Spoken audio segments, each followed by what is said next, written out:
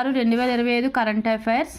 పునరుద్ధరించిన జాతీయ భద్రతా సలహా బోర్డు ఎన్ఎస్ఏబి అధిపతిగా ఇటీవల ఎవరు నియమితులయ్యారు? పహల్గామ్ ఉగ్రవాది దాడి తర్వాత పాకిస్తాన్తో పెరుగుతున్న ఉద్రిక్తల నేపథ్యంలో భారత్ తన జాతీయ భద్రతా సలహా బోర్డును పునర్నిర్మించింది.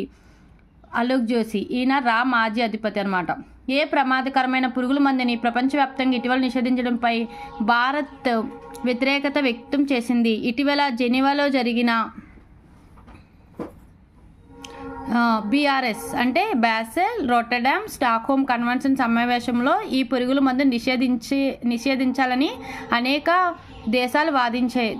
Chlorpyrifos care edge ratings state ranking 2025లో ఏ 3 రాష్ట్రాలు వరుసగా తొలి 3 స్థానాల్లో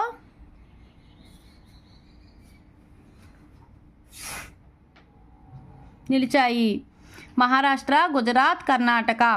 అటవీ సంరక్షణను మెరుగుపరచడమే లక్ష్యంగా దేశంలోనే మొదటిసారిగా ఏ రాష్ట్రం ఆర్టిఫిషియల్ ఇంటెలిజెన్స్ ఆధారిత రియల్ టైమ్ ఫారెస్ట్ అలర్ట్ సిస్టమ్ను ప్రారంభించింది? మధ్యప్రదేశ్. ఏ రోజు IRCTC వెబ్సైట్, మొబైల్ యాప్లో తాత్కాల్ టికెట్లను బుక్ చేసుకోవడానికి ఆధార్ ఆధారిత OTPని తప్పనిసరి చేస్తూ రైల్వే శాఖ నిర్ణయం తీసుకుంది. 2025 జూలై 15.